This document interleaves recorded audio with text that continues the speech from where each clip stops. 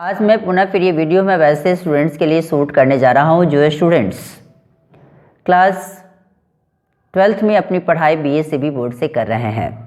और आपको पता होना चाहिए कि आपके आने वाले इंग्लिश के एग्ज़ाम में कुछ क्वेश्चंस फॉर हिम जो कविता है जो के.एन. दारूवाला के द्वारा रचित है, इनसे भी पूछे जाते हैं।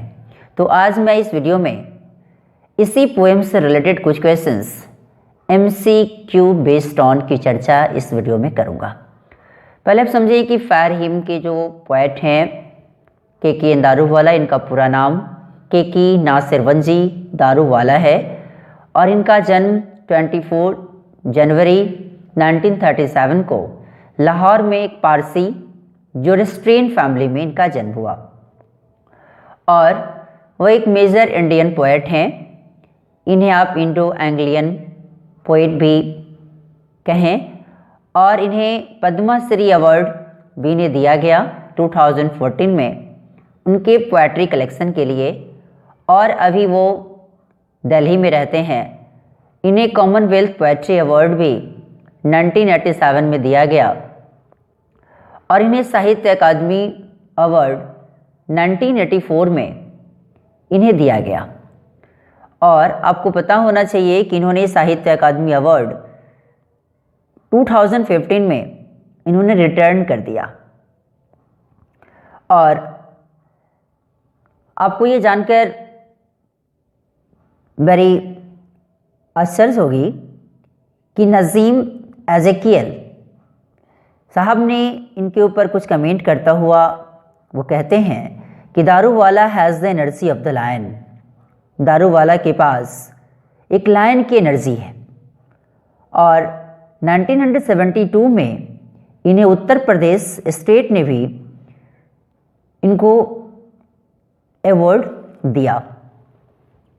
और अब मैं ज़रा बात करूं कि ये ज़्यादातर इनकी जो आप अगर पोएम पढ़ेंगे तो इनकी पोएट्री में जो इनका मेन थीम होता है वो love, death, domination, cynicism, plight of human society and violence. इस प्रकार के थीम आपको इनके पोएट जो हैं, ये पोएट इनकी पोएम में आपको देखने का मौका मिलेगा। और जब इनकी पोएम को जब आप अगर पढ़ेंगे तो ज़्यादातर आपको इनकी पोएम में totally impressionistic recording of subjective responses, ज़्यादातर इनकी जो भी कुछ रचना पढ़ेंगे तो इनकी अपनी जो व्यक्तिगत जो प्रतिक्रियाएं हैं वही इन्होंने अपनी पूरी रचना में बताने की कोशिश करे हैं।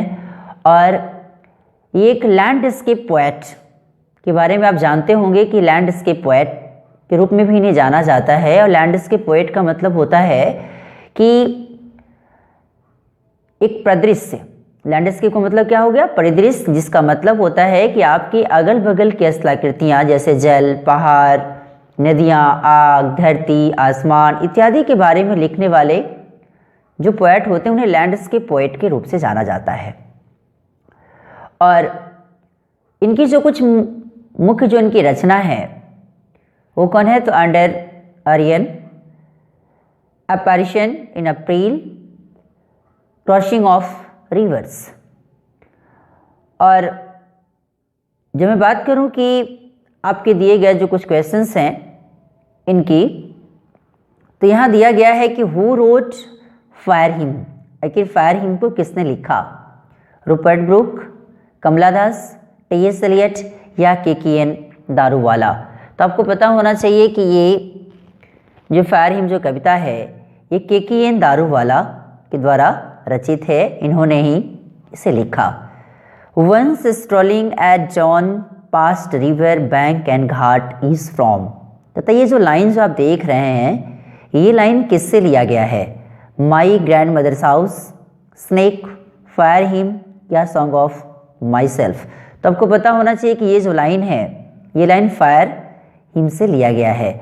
और आपको पता होना चाहिए कि मैं अपने चैनल पर मैं इस कविता को लाइन बाय लाइन पढ़ा के डाला भी है, उसे भी आप अवश्य ही देखें ताकि जब तक आप उस पूरे टेक्स्ट को नहीं देखेंगे तब तक आपके इस प्रकार के जो लाइंस जो दिए गए हैं ये किस कविता से लिया गया है, आखिर ये किस चैप्टर से लिया गया है, तब तक आप उसे पता नहीं कर सकते जब तक कि आप थॉरोली पूरे टेक्स्ट को नहीं पढ़ेंगे। उसके बाद फिर क्वेश्चन नंबर 3 कहता है कि the speaker in fire hymn belongs to dash religion. जो फायर हिम में जो स्पीकर हैं अर्थात जो पोइट हैं ये किस रिलीजन से बिलोंग करते हैं, इंडियन, अफ्रीकन, जोरोस्ट्रियन या नाइजेरियन। तो आपको पता होना चाहिए कि ये जोरोस्ट्रियन रिलीजन से बिलोंग करते हैं, जिसे हम पारसी फैमिली में तो इनका जन्म हुआ ही था और ये पारसी या जोरोस्ट्रियन रिलीजन से ये बिलोंग करते हैं। जोरोस्ट्रियन ही इसका आंसर होगा। अब मैं जरा क्वेश्चन नंबर 4 पे चलूं, फिर क्वेश्चन नंबर 4 पे आऊं। 4 नंबर जो क्वेश्चन है कहता है कि the burning Ghat erupted phosphorescence is taken from. यहाँ पर PHOSPHORESCENCE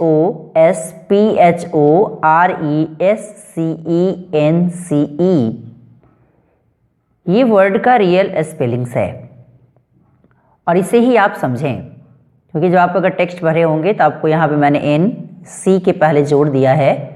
कहता है क्या कि ये जो लाइन है the burning heart erupted phosphorescence is taken from, ये जो लाइन है ये किससे लिया गया है, fire him, song of my self या मैकेविटी या नॉन ऑफ दिस। इसमें जो ये एरप्टेड जो वर्ड है इसका मतलब होता है भड़क उठना, क्लियर। तो ये किससे लिया गया है, तो ये आपको फायर हिम से लिया गया है, इसलिए इससे आंसर के तौर पे आप क्या लगाएं, fire him. KKN Daruwalla was a dash by religion. आखिर ये किस धर्म से बिलोंग करते थे, कौन, KKN दारूवाला, पारसी, हिंदू, क्रिश्चियन या मुस्लिम।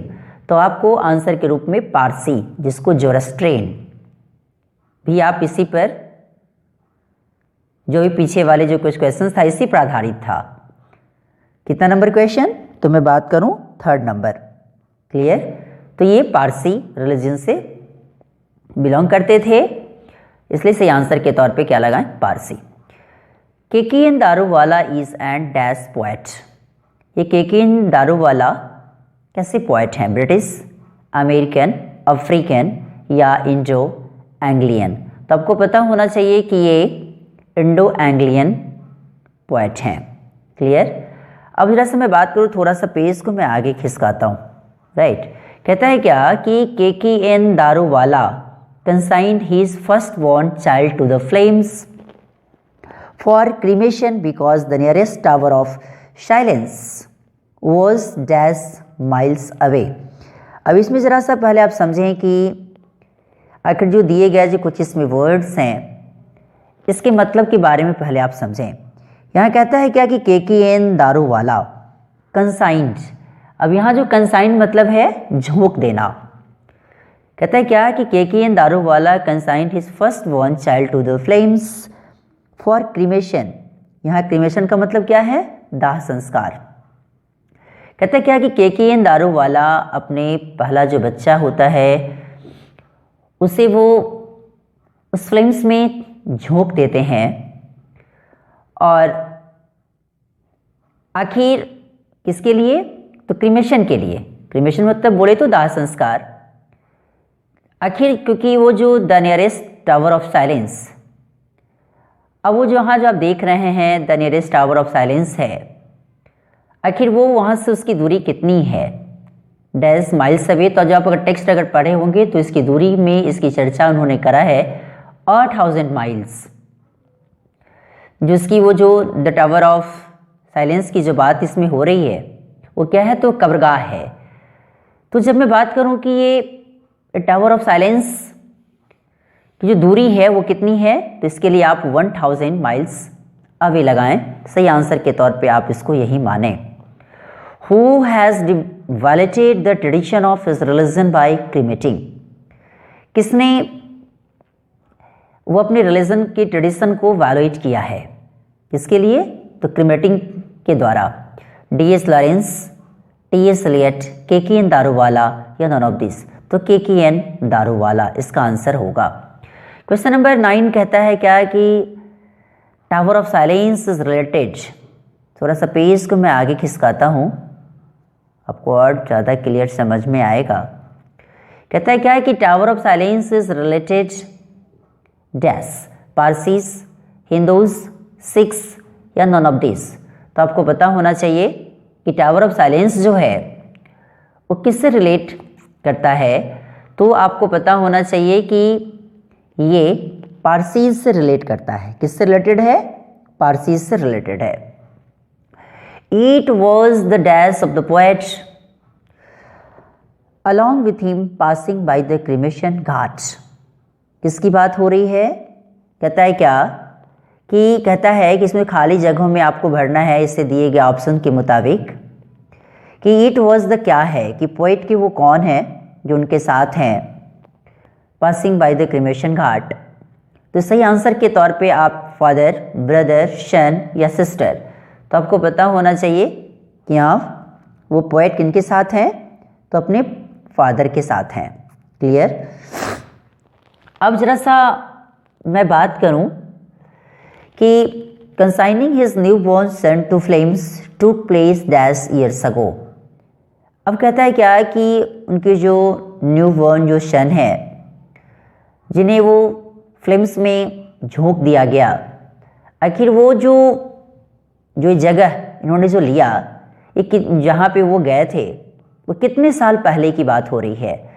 15, 16, 20 और 18। तो आपको पता होना चाहिए कि ये बात कितने साल पहले की हो रही है? तो 20 ईयर्स अगो की बात हो रही है।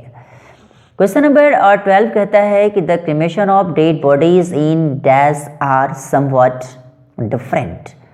आखिर डेड बॉडीज़ की जो क्रिमेशन है, जो डेड बॉडीज़ की जो दाह संस्कार है, कहाँ? तो Hindu, Parsi, Muslim and Christian, किसमें? और यहाँ समवट का मतलब है कि थोड़ा बहुत या कुछ कुछ, ये सबसे डिफरेंट है। किससे? तो हिंदू, पारसी, मुस्लिम या क्रिश्चियन। तो आपको पता होना चाहिए कि सही आंसर के तौर पे आप लगाएंगे पारसी। कहता है क्या कि the cremation of dead bodies and Parsi are somewhat different. कहा जाए कि पारसी की जो डेड बॉडी की जो क्रिमेशन है, जो इसका दाह संस्कार है, वो क्या है? कुछ ना कुछ डिफरेंट है, इसलिए यहाँ पारसी को ही सही माने। क्वेश्चन नंबर 13 की मैं अगर बात करूं तो 13 नंबर क्वेश्चन आपका कहता है कि the Ghat is littered with dash. कहता है क्या कि जो घाट है यहाँ लिटर है। लिटर मतलब क्या होता है? कूड़े कचरे की तरह पड़ा होना।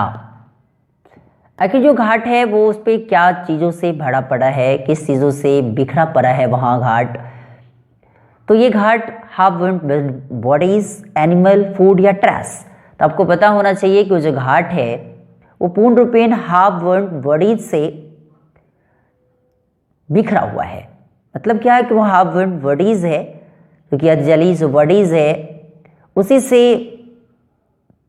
वो घाट बिल्कुल भरा पड़ा है। तो इसलिए सही आंसर के तौर पे आप क्या लगाएं? Half burned bodies. तो सही आंसर के तौर पे आप ए नंबर ऑप्शन को ही सही माने। इस रूप से अभी आपने देखा कि इस वीडियो में मैंने फायर हिम से रिलेटेड कुछ क्वेश्चंस 1 से लेके 13 तक की चर्चा इस वीडियो में मैंने किया। और ये वीडियो आपको कैसा लगा इसके बारे में लाइक, सब्सक्राइब एंड कमेंट करना ना भूलें और इसे शेयर भी करें ताकि ज़्यादा से ज़्यादा बच्चा इसे देखकर कुछ सीख सके, समझ सके। Thanks a lot.